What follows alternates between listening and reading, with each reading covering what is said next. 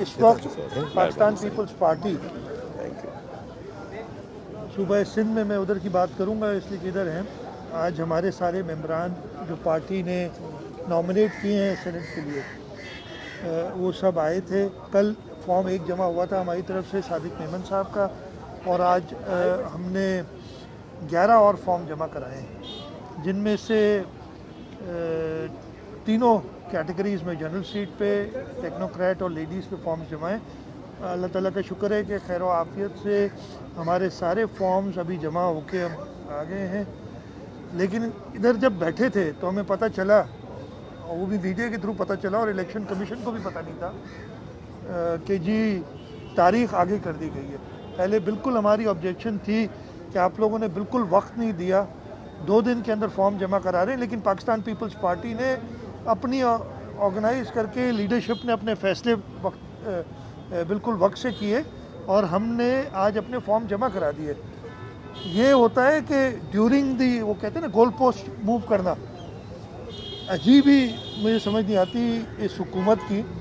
यहाँ election commission की बहुत ही माजरत से, यहाँ तो पहले सोच लेना चाहिए था कि टाइम कम दे रहे हैं। बड़ा हैरान कुन वो प्रेस रिलीज है कि मीडिया की वजह से, अब मीडिया आप लोग इतना चाहते हैं, इतने पावरफुल हैं, फिर और भी चेंज करा दें। मेरे ख्याल है आज ऐलान कर दें जिन्होंने आज फॉर्म जमा कराए वो इलेक्ट हो गए। मीडिया अगर ये भी कर दे आज, वो ज़्यादा बेहतर होगा।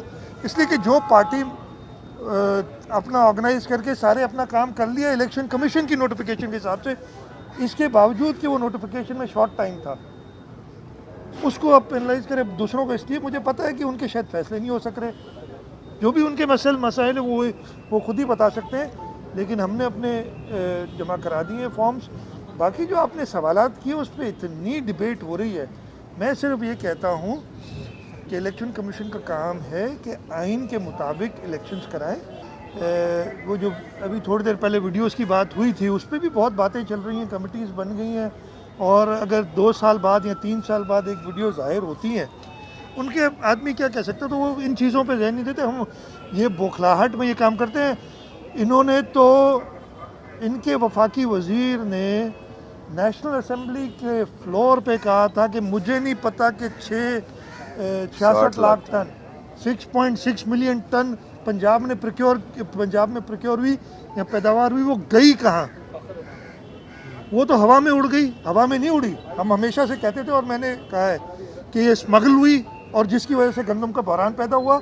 हमें इल्ज़ाम अभी भी देते हैं फेडरल कैबिनेट, बड़ी हैरत की बात थी कि फेडरल कैबिनेट में ये कहा जा रहा है कि सिंध ने होर्डिंग की, यानी सूबे ने होर्डिंग की। आप समझ सकते हैं इस बात को? होर्डिंग क्या की? हमने गंदम रिलीज़ हम करते हैं अक्टूबर नवंबर के महीने में हर साल। मार्च अप्रैल में तो गंदम की नई फसल आती है, गंदम वाफिर मकदार में होती है। ये हमें कह रहे थे कि अप्रैल और मई में गंदम आप रिलीज़ कर दें ताकि शॉर्टेज हो और इस वक्त प्रॉब्लम हो जाए।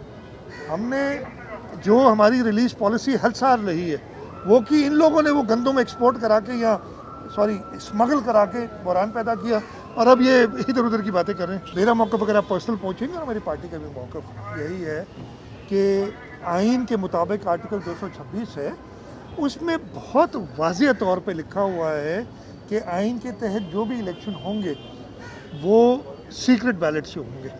आइन, अगर मैं ये नहीं कह रहा कि ओपन होने चाहिए, सीक्रेट होने चाहिए, वो एक अलग बात होगी, उसके लिए एक आइनी तरमीम की ज़रूरत है, उसके बगैर नहीं हो सकते।